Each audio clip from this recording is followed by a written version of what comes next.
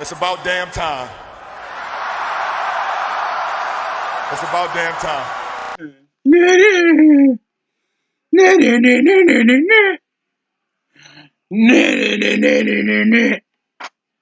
Yeah, RVD's in the Hall of Fame, baby. Who else could have predicted this than possibly nobody? Let's go through it. Rob Van Dam deserves this. He's already been outlashed, backlash, already been over his own controversial history over with WWE. It ended up with him returning back in 2013. Yeah, he didn't even make it to the last two titles that he was on contract. I think he was in 2K15, but we don't want to count that game for obvious reasons. Other than that, he has an numerous, like a historic career lasting over 25 years. Of course, you guys know him from his ECW days, being the longest reigning ECW television champions in history. Also, more accomplished singles with a more accomplished singles reign. He's permanently mid card purgatory, but all because you're not the biggest star doesn't mean you're the most. You're still not a draw, or you're still not like influential. And obviously, Rob Van Dam, especially his arsenal, where moves out the outside and being more like unique with weaponry and using that to your arsenal, especially with steel chairs and tables.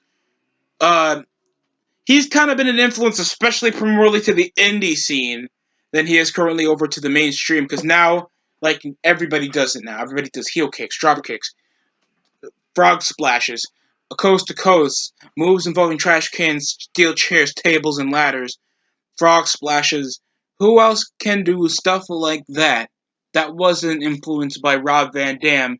That's literally one of the most fan favorite guys, especially for his arsenal. His persona, he has like the most funner charisma out of him being like a laid back weed smoking dude that can also do martial arts. I mean, there was a bit of a push for him over back in 2002 to let's say 2003, but let's just say he kept losing over with that with that Kane storyline involving Katie, Vic, and Triple H. Other than that, he kind of stuck around the mid card for a lot of times. He did become WWE champion though, so we can't take that away from him. Over from One Night Stand back in '06, primarily the bigger highlight of WWE ECW until the rest of the year had to happen, and then December to Dismember made sure that like a slow kid was getting kicked in the nuts, and then he had to continue getting kicked in the nuts until 2010. But besides that, RVD literally deserves this. Out of many guys, constant fan favorite.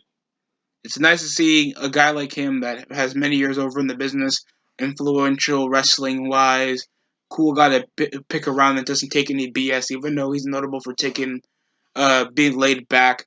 It's a well deserved, and I'm happy for Rob Van Dam. Yeah, we don't know who else is a nominee currently over this standpoint.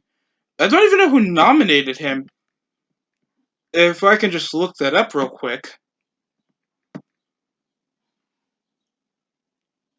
because we know Undertaker obviously nominated Kane. He's obviously has a close connection with him, and you suspect somebody like Sabu, Sandman, Tommy Dreamer.